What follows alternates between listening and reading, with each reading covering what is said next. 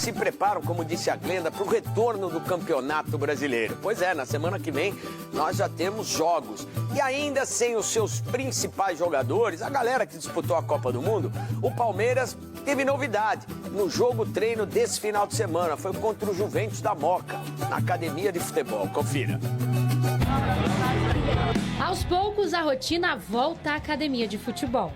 Autógrafos na porta do CT, Andrés Pereira e Carlos Miguel não deixaram de atender aos torcedores.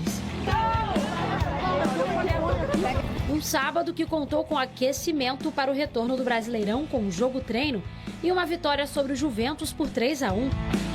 2 gols vieram da base.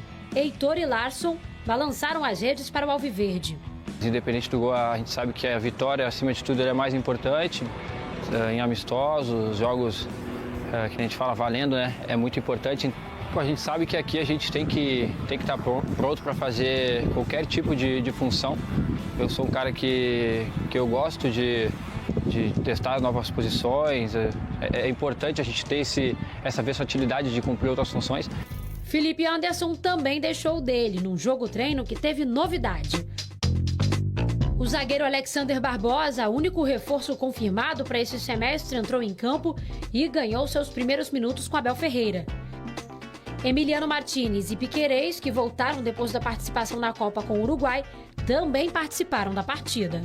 No total, 7 jogadores do Verdão foram convocados para o Mundial, mas aos poucos retornam para a academia.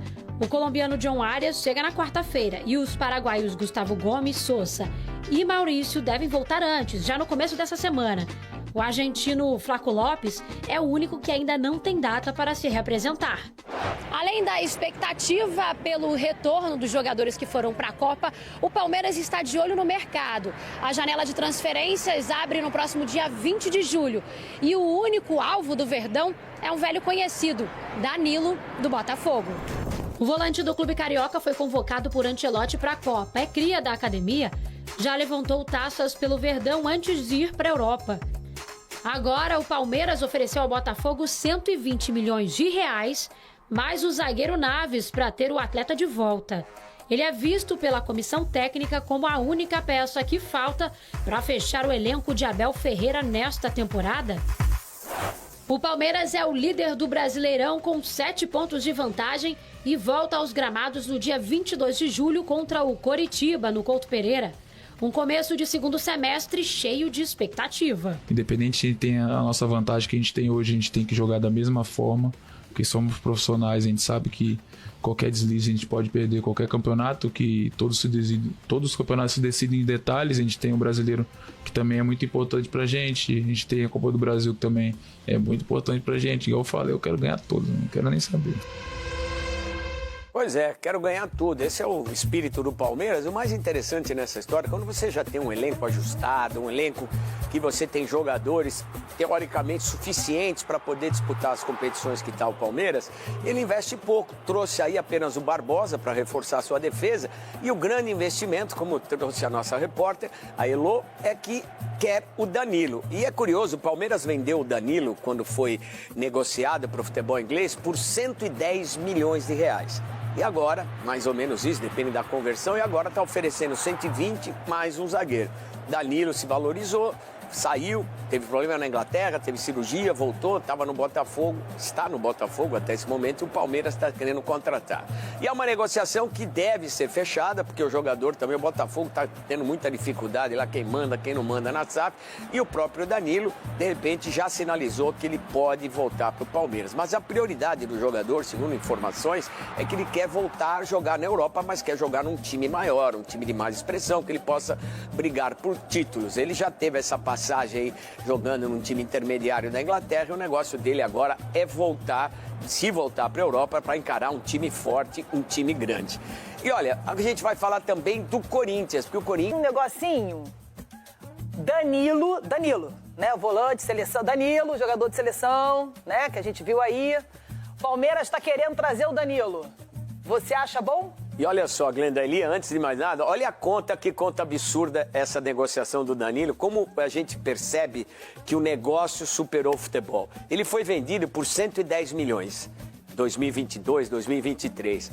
Aí os caras vão trazer ele de volta por 120 mais um zagueiro. Só que é o seguinte, no 110 que o Palmeiras ganhou, tem 10 de comissão e mais 30 de imposto. São 40 milhões, então ficou com 70. Não era melhor ter dado 20 milhões pro Danilo e fica aqui e não vai embora? Mas o quê? Aí tem a pressão para fazer o negócio, o moleque quer ficar... Cara, essa matemática do futebol é linda, né? Eu queria ter essa matemática nas minhas contas. Eu queria essa máquina de fazer conta. Elia, cadê você?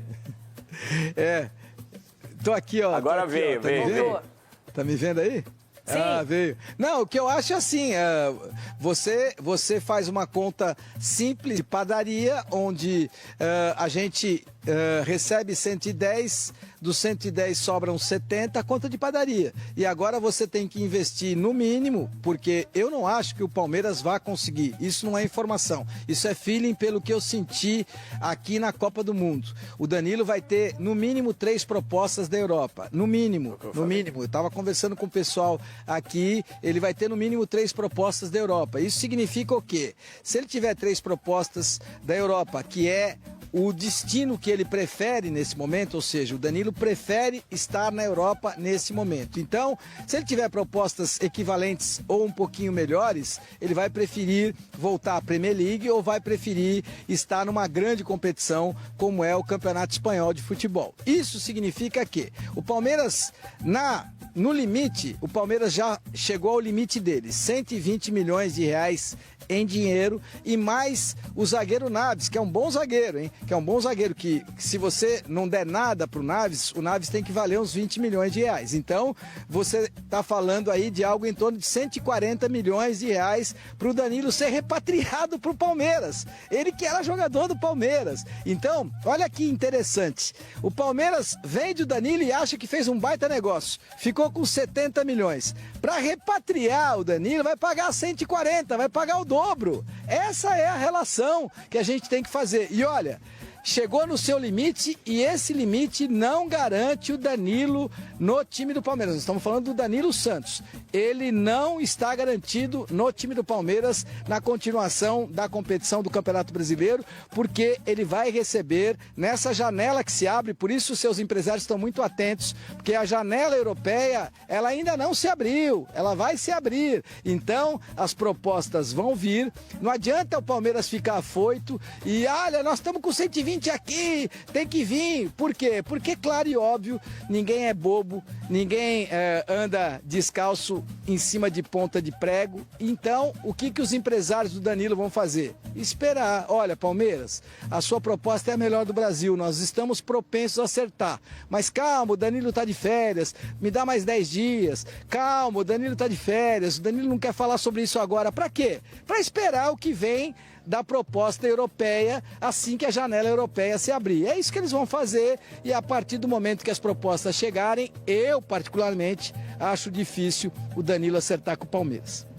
Então vamos fazer o seguinte, vamos contratar o empresário dele. E só outra coisa, tem que pôr nessa pra conta... comandar a gente aqui, a nossa carreira, entendeu? Além dessa conta, tem que botar mais a grana de luva que vão dar pro moleque, que não é menos de 10% dessa história. Então põe mais um negocinho mais aí, uns ó. 15 aí pra... Banco pra Eli, ó. Olha, já tá quase nos 200. Banco Elia, Banco Elia. Fala aí o Banco Elia, a carinha do Banco Elia, carinha. Eu adoro. Elia, daqui a pouquinho a gente volta e vai continuar falando aqui de Campeonato Brasileiro. Já a gente chama aqui de volta, tá? Vamos ver o São Paulo. São Paulo que volta. Bom, essa preparação do Palmeiras para voltar a jogar no Brasileirão, tá legal? Você que ainda não está inscrito, vem com a gente, se inscreva no canal, hein? Aproveita que você está por aí já e se inscreva e nos ajude a continuar crescendo, tá legal? Vamos falar então do Palmeiras que jogou contra o Juventus, mais um jogo treino, né? O Palmeiras fez vários jogos treino, começou com a Mauaense, depois teve o Primavera, né? E o Palmeiras vem treinando. Depois teve o Palmeiras contra o Palmeiras, que foi um coletivo que deram o nome de jogo treino. Mas enfim, o Palmeiras vem se preparando e aos poucos a gente percebe que o time vai tomando cara de novo, né? Aquela escalação que a gente conhece, que o Abel já vai começando a moldar, a aparecer aí para a volta do Campeonato Brasileiro, que está chegando, hein? Hoje é dia 11, né? Hoje é dia 11, faltam 11 dias, né? Dia 22 o Palmeiras volta volta a jogar contra o Coritiba, lá em Curitiba, e precisa ganhar, que lembrando que vai retomar o campeonato, mas já é a 19ª rodada. Para fechar o primeiro turno, o Palmeiras pode chegar a incríveis 44 pontos e fazendo uma campanha histórica aí do Palmeiras, é a melhor de todas, tá? Falando em brasileiro, quem fez a melhor campanha foi o Botafogo e foi o Corinthians com 47 no primeiro turno. O Palmeiras vai chegar pertinho disso, se ganhar, chega a 44. Lembrando que o Corinthians foi campeão e o Botafogo teve aquela virada e o Palmeiras ganhou. Então o time do Palmeiras, 2 times, né? Um por um tempo, aliás foram 4 tempos de 35. É mais ou menos um jogo de 35 por 35, outro jogo de 35 por 35, mais ou menos isso. E muitas mudanças, é claro, né? Então o time que começou o jogo, o Palmeiras ganhou por 3-1, gols aí de Heitor e Felipe Anderson. Heitor tem feito gols nesses jogos treinos aí, o menino tem chamado a atenção, é um centroavante que tem aproveitado as oportunidades. Não, de repente vai começar a aparecer mais no time titular. Teve uma sondagem já do Heitor, o Palmeiras manteve o menino no elenco. Vamos ver. Acho que a gente vai começar a ver mais esse nome. Então o primeiro tempo foi Carlos Miguel, Giai, Barbosa, Murilo, Piquerez, Marlon Freitas e Andrés. Está vendo? Já é um meio campo com mais cara. E Felipe Anderson. Na frente, Paulinho, Riquelme e Heitor. Heitor que fez o gol, Felipe Anderson também. Então, na defesa, se a gente olhar, o Carlos Miguel, goleiro titular, Giai, Murilo e Piquerez, titulares. E entrou o Barbosa. O Barbosa deve sair para a entrada do Gomes, que vai se apresentar essa semana. O Gomes volta a treinar a partir de terça-feira. Treinar não, vai fazer aqueles exames e tal. E volta a treinar. Deve voltar aí contra o Curitiba, tá condição normal para voltar a jogar. Então, Giai, Gomes, Murilo e Piquerez. Piquerez recuperado, hein? Ótima notícia. No meio-campo, Marlon Freitas e Andrés Pereira. Deve ser os 2 titulares também. E aqui Felipe Anderson. Aí pode ter até um jogador aqui nesse meio, pode ter até um Danilo pintando por aqui, mas não sei se vai começar jogando, né? E pode ter um Emiliano Martínez também, para que o André seja o meia, né? Mas não sei, é treino, é ainda começando a voltar a trabalhar com bola. Então Marlon, Andrés e Felipe Anderson. Aí na frente, Paulinho, Riquelme e Heitor. Vai mudar muito isso aqui, né? O Paulinho não pode jogar, está suspenso por causa daquele jogo do Flamengo, né? Não pode jogar. O Alan, que nem apareceu aqui, também não pode jogar. Mas o Palmeiras trabalha para ter Vitor Roque. A gente pode ter um Vitor Roque nesse ataque aqui, com o Felipe Anderson, o Andrés como meia, e aí pode ser o Riquelme também. Vamos ver o que vai acontecer. Mas é o time que começa a ter cara. No segundo tempo, e o Heitor e o Felipe Anderson fizeram os gols.